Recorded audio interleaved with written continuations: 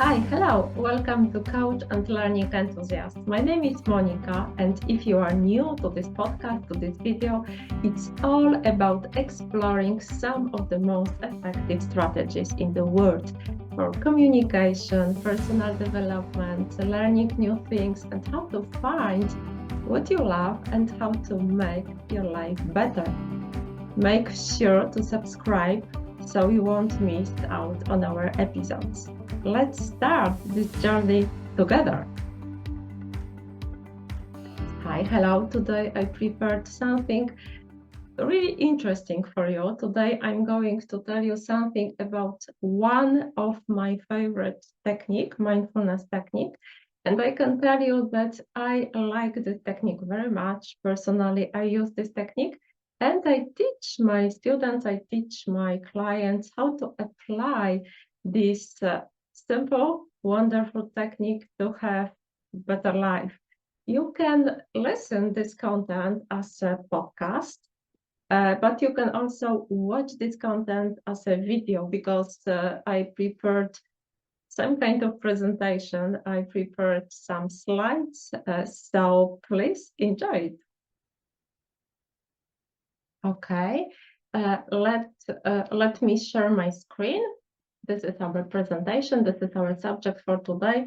5 obstacles in life that we can overcome with mindfulness technique. The goal of this presentation is to help you recognize the obstacles that your mind creates and to manage them through one of the mindfulness technique, RAIN technique. As I said before, RAIN technique is very simple to learn and can be applied at many moments in your life, even if you do not practice other mindfulness techniques like meditation, like visualization, for example. And you know, I choose this technique because I believe it's worth knowing and worth using, and it might help you change your life for the better. But first of all, let me explain what mindfulness is. I know that everybody knows mindfulness, but I still have some clients and they are not so sure what mindfulness is. So let's explain it. So the word mindfulness is a translation of the word sati into English, and that name originates from India and means paying attention. Mindfulness is paying full attention to what's happening in the present moment without judgment. It's like noticing the details of your life as if you are seeing them for the first time, like baby. Let me introduce this nice guy. This is Jon Kabat-Zinn, and he's one of the leading researchers of the subject of mindfulness. And Jon Kabat-Zinn defines mindfulness as paying attention with 3 main components. And here we have these characteristics. First, you make the conscious decision to pay attention. This is your private, personal, conscious decision. Second, you are in the present moment observing what is happening here and now. And you are in the present moment not only physically, but also mentally. And 3, your attention must be free of judgments, without interpretations, without memories or labels. And this is the second important person for mindfulness. This is Sharon Salzberg. She's an author and the meditation teacher. And Sharon adds something more to the definition of mindfulness. She adds the importance of the attitudes with which mindfulness is practiced. So we practice with an attitude of openness, curiosity, and acceptance. And you know, I like this definition presented by Sharon because her definition helps us better understand this third characteristic, placing attention free of judgment. Sharon tells us that mindfulness is a special type of attention characterized by an attitude of openness, curiosity, and acceptance. And this is absolutely crucial for full, correct attention. In the end, what we think in mindfulness is to learn to see our lives, to see ourselves, and everything around us with clarity. So we seek to learn how to pay attention to the things we think, feel, and do. Why do we seek this?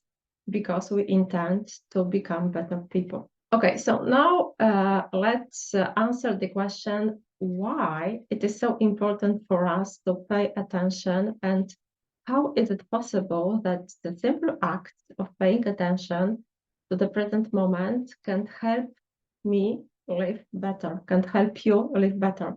That's a good question. One way to answer this is to realize the way in which we are living. If you notice, we usually don't pay attention to anything, much less to the present moment. We live on autopilot. We live in the past, in the future, but not in the present moment. Our heads are so full of noise and the world moves so fast that we rarely observe what happens inside and outside of us. Furthermore, we interpret everything very personally, with our own judgment, with our interpretation, and with our beliefs and fears we have had since our birth. We live stressed, agitated, worried, distracted, and constantly dissatisfied with life, not knowing how to manage our emotions. And this has a huge impact on our physical, mental, and emotional health, on our personal relationships. But mindfulness, oh yes, mindfulness changes everything, not by magic, no. When we learn to pay attention to the present moment with openness and without judgment, it is possible to see things clearly, with a fresh perspective and without judging. Mindfulness helps us to reduce stress and anxiety, improve our physical health, increase self-awareness, and improve relationships and foster acceptance. You know, there are 5 mental states present in your life that you can notice every time you want to do something that requires stepping out of your comfort zone. These 5 mental states are desire, anxiety, aversion, apathy, and doubt. So let me tell you something about this mental state. So we have desire. Desire are those cravings to have what you don't have, to be where you are not, to do something different than what you are doing. The urge to eat when you are not hungry, the desire to be doing some other activity, the urge to buy something you don't need, the desire to have more money than your friends, the wish for your body to look different, the desire to read another book when you haven't even finished this one. Do you know it? How desire can appear in daily situations. For example, in compulsive shopping, buying things you don't need just because it makes you feel good for a moment, or in overeating or cravings. You have a desire for food, especially those that are high in sugars and fat, or in envying others' lives. You constantly compare yourself with others and desire to have what they have, feeling dissatisfied with your own life because you have less than others. We have also aversion. Aversion is like desire, but in reverse. It's not wanting. It is rejection, anger. It's fighting against the things you don't like. In everyday life, aversion can present itself in many ways, from irritation by traffic noise to frustration with a colleague at work, when your family makes out of place comments, or when rain ruins your plans, when you are not satisfied with aspects of your own personality or appearance. This negative attitude leads us to live in a state of constant resistance, generating stress, anxiety, and a general feeling of dissatisfaction. How aversion can appear in daily situations? Well, for example, in avoiding certain people or social groups. This could be due to having bad past experiences or simply because you think differently or you feel aversion to confronting conflicts or personal problems or in refusal to try new foods, aversion to certain flavors, textures, or even the idea of trying something unknown can limit the diversity of your diet or in dislike of physical exercise. You have the perception that exercise is boring, painful, or simply a waste of time, creating a significant obstacle in your life. But then we have anxiety. It's about an excess of mental movement. It's impatience, haste, jumping from one thing to another, worry, euphoria, constant criticism. Have you ever struggled to focus on just one task? Have you found that you can't stay calm? Well, that's the obstacle of anxiety. Okay. So how anxiety can appear in daily situations? For example, in constantly switching tasks, jumping from one activity to another without completing any of them, or in compulsively checking electronic devices. You find yourself checking your phone, email, or social media every few minutes, or in talking or eating in a hurry. Sometimes you don't even remember when you ate something, or in interrupting others while they are speaking. You interrupt others during conversations. Another state is apathy. Other ways to name this obstacle are lethargy, laziness, and indifference. In everyday life, apathy is probably the culprit that prevents you from living normally, that lack of motivation to work, or that indifference towards conflicts that you need to resolve. And we can observe it, for example, in disinterest in hobbies. You are no longer interested in hobbies or activities that you were once passionate about, or in neglect in personal care. You bath less frequently or don't dress appropriately, or in lack of emotional reaction to positive or negative situations. You notice that good or bad news leaves you indifferent. And we have doubt. Doubt or indecision is the lack of conviction that paralyzes you. You can't make decisions or take actions. Doubt manifests in everyday life through indecision, lack of confidence. You repeat, what's the point of this thing? Or should I try something different? Or you constantly wonder, what if? What if I had said yes? What if I had said no? And we can observe doubt, for example, in indecision on simple decisions. If you find yourself unable to make everyday decisions like choosing what to eat or what clothes to wear, you are afraid of making mistakes. You can find doubt also in constant self-criticism. You constantly question your abilities, your achievements, or personal worth, or even in procrastination. You procrastinate on important tasks for fear of not doing them perfectly. Okay, and that's why we have this wonderful method, RAIN, and how we can use it. Okay, RAIN as a word is an acronym. So every letter stands for something. R stands for recognize, A stands for accept, I stands for investigate, and N for non-identification. So let me explain every letter, every step of this method. The first step is to recognize what's happening inside you. This means taking a moment to become aware of the present experience, whether it's an emotion, a thought, or a physical sensation.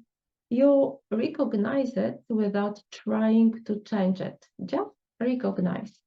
For example, you can say, oh, here's desire or aversion or doubt. You just simply recognize it. Once you've recognized your experience, the next step is to accept it. This doesn't mean you agree with what you are feeling or that you give up in the face of a difficult situation. No, you just accept this sensation. This is very important because if you don't accept that it exists, the only thing that will happen is that you will make it bigger. Next step is investigation. To investigate means to approach your experience with curiosity and openness. You can ask yourself, for example, what's happening in my body right now? What emotions am I feeling? What thoughts are going through my mind? What impact is all this having on my body, on my mind? This step helps you to delve deeper into your experience and understand the causes of your emotions and thoughts.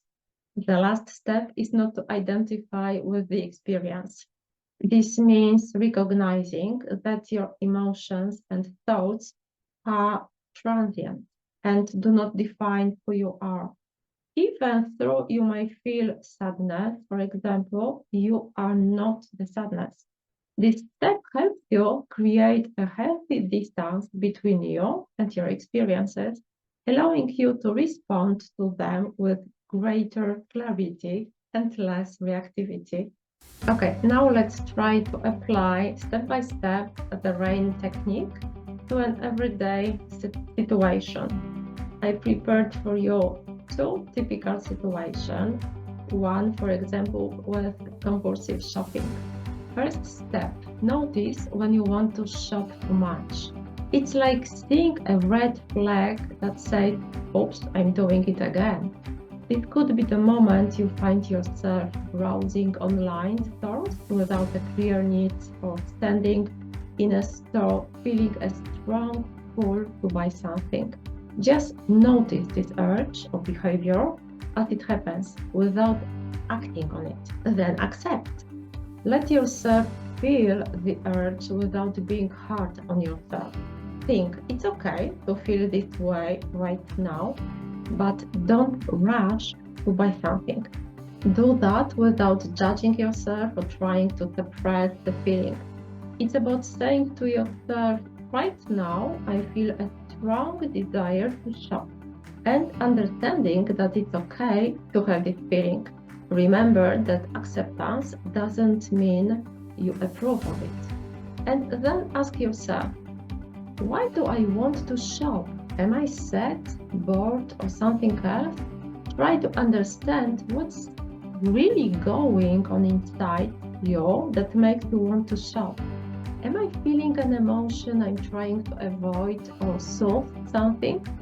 What sensation do I notice in my body right now?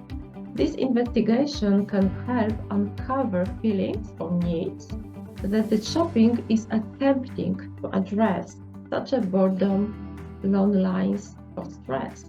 And then remember, wanting a shop a lot doesn't define you. You are much more than this urge. It's just something you feel, not who you are. It's just a pattern of behavior that you are experiencing. This helps reduce the power the behavior has over you and opens up space for choosing a different response. And another situation with compulsively checking electronic devices. So first, notice when you are reaching for your device. Maybe you are picking up your phone without thinking. Just acknowledge, I'm doing it again. Then accept. Let yourself feel that urge without judging. Think, okay, it's okay, I feel this need to check my phone right now. Don't beat yourself up. And then ask yourself gently, why do I want to check my phone right now? Am I bored, anxious, or looking for something? Notice how your body feels, maybe tense or restless, as you think about checking your device. And then remind yourself this urge doesn't define me. It's just something I am experiencing. It's a habit, not who you are. This helps us to see that you have the choice to act differently. So that's all I have for you in today's episode, today's video. If you liked this episode, please do me a huge favor, subscribe to my YouTube channel and share this episode. This is the only way for me to grow this podcast, to grow this video through your support by sharing it. I really appreciate you and I hope you have a great day. Thank you.